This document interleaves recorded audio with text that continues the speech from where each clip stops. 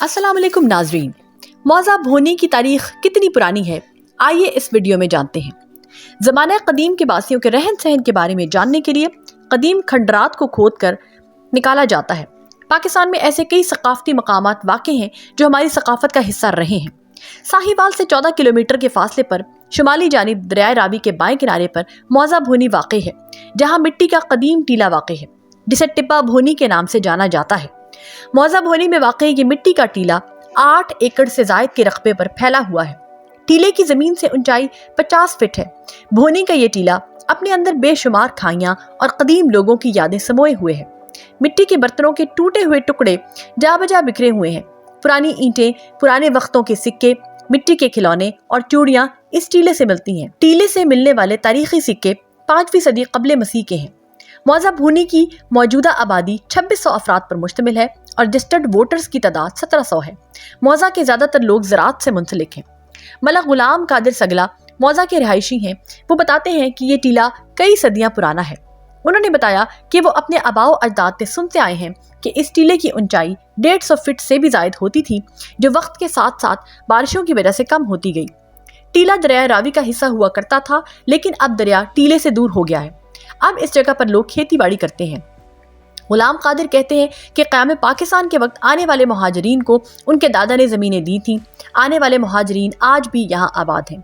उन्होंने बताया कि बारिशों के दौरान टीले से बहुत सी अशिया मिलती हैं जो मकामी लोग उठा कर ले जाते हैं। आसार कदीमा के महकमे की जानिब से कोई हिफाजती दीवार नहीं बनाई गई और न ही इसकी तारीखी अहमियत की जानिब तवज्जो दी जा रही है।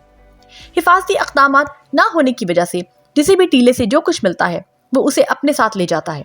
हालांकि इन अशिया को तारीखी नवादरात का हिस्सा बनाना चाहिए। मलक मोहम्मद हुसैन पेशे के एतबार से वकील हैं। उनका ताल्लुक भी मौज़ा भोनी से है। वो बताते हैं कि उनका घर टीले के करीब सन 1876 का बना हुआ है। हसन खोकर क्यूरेटर हड़प्पा म्यूजियम बताते हैं कि भोनी का टीला करीबन 2400 साल कब्ल मसीह का है। आसार कदीमा के मुताबिक आर्कियोलॉजी डिपार्टमेंट पंजाब आसार कदीमा सन 1994-95 की रिपोर्ट में इस टीले की तारीखी अहमियत का जिक्र मिलता है।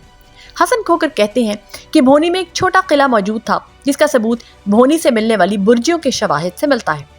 भोनी के टीले को आसार कदीमा में शामिल करने के लिए उन्होंने पंजाब हुकूमत को लेटर भी लिखे, ताहम ताहाल इस पर कोई रद्द अमल नहीं हो सका। क्यूरेटर कहते हैं कि वो भोनी के टीले की खुदाई करना चाहते हैं, ताहम उनके पास इतने फंड्स मौजूद नहीं कि इस टीले की खुदाई कर सकें। हसन खोकर कहते हैं कि भोनी से मिलने वाली अशा को वो महफूज रखना चाहते हैं ताकि इस टीले को तारीखी मकाम बनाया जा सके।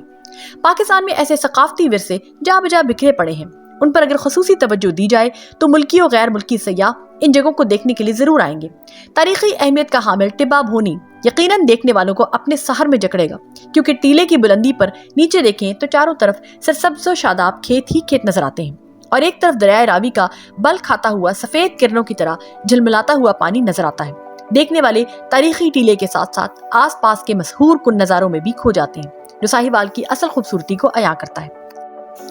इसके साथ ही हमें दें इजाजत। इस वीडियो से मुताल्लिक अपने ख्यालात का इजहार कमेंट सेक्शन में जरूर करें। अदब सराय चैनल को लाइक, शेयर और सब्सक्राइब करना ना भूलें।